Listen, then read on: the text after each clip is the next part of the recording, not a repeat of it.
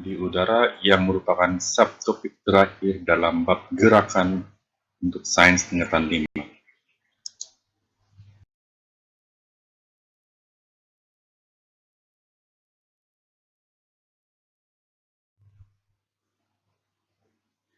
Oke, jadi prinsip operasi kendaraan di udara ada beberapa jenis kendaraan yang akan kita belajar, yaitu balon udara, kapal terbang, dan engine jet ya. Jadi untuk balon udara panas dan balon udara gas helium tidak dilengkapi dengan engine ya, dan dia beroperasi berdasarkan prinsip Archimedes.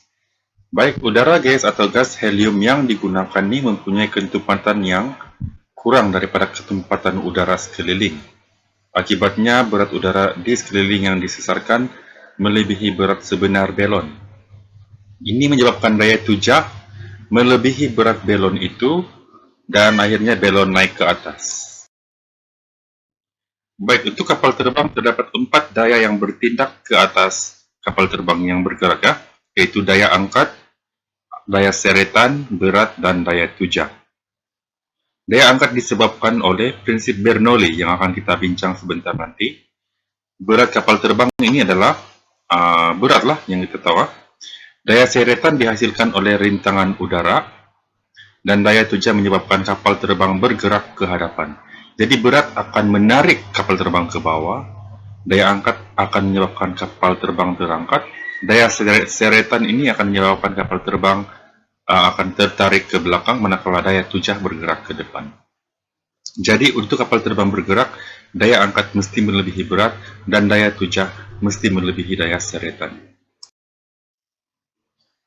Oke, jadi daya tujah yang terhasil ke depan terhasil daripada daya bebaling ataupun jet, engine jet. Jadi putaran bebaling menolak udara ke belakang. Bebaling ini juga dikenali sebagai kipas ya. Ada kapal terbang yang menggunakan kipas, tapi nama sebenarnya adalah bebaling.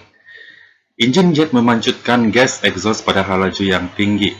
Jadi apabila gaya kapal terbang bergerak dengan laju seragam, daya tujah sama dengan daya seretan, dan apabila kapal terbang bergerak memucut laju ke depan, daya tujah melebihi daya seretan. Jadi untuk naik ke udara, daya angkat mesti melebihi berat kapal terbang, seperti yang saya terangkan tadi. Baik, roket pula menggunakan prinsip keabadian momentum dalam operasi roket dan engine. Jadi dalam pelancaran roket, jumlah jisim gas exhaust yang dibebaskan daripada muncung exhaust mempunyai laju yang tinggi dan menghasilkan satu momentum besar yang menolak roket atau engine jet bergerak dengan nilai momentum yang sama tetapi arah berlawanan. Jadi roket dapat bergerak di angkasa lepas yang tiada udara karena roket mempunyai bekalan oksigennya sendiri. Bahan api dan oksigen yang disimpan dalam roket biasanya dalam bentuk cair, dimampatkan dan dimasukkan dalam kebuk pembakaran dan menghasilkan gas yang panas. Jadi gas yang panas ini memancut keluar dan momentum tinggi akan terhasil dan roket bergerak ke atas atau arah berlawanan. Roket mempunyai 3 bahagian yang menyimpan bekalan bahan api ya, biasanya. Jadi apabila satu bahagian sudah habis, bahagian itu akan jatuh sendiri dan jisim roket berkurang, akibatnya momentum yang dihasilkan bertambah dan kejutan pun bertambah. Ini adalah engine jet. Engine jet menggunakan oksigen daripada udara bumi. Jadi apabila udara masuk ke dalam engine jet, dia akan dimampatkan oleh pemampat dan bahan api kerosin dipancit masuk ke dalam pembakaran dan terbakar bersama-sama dengan udara termampat.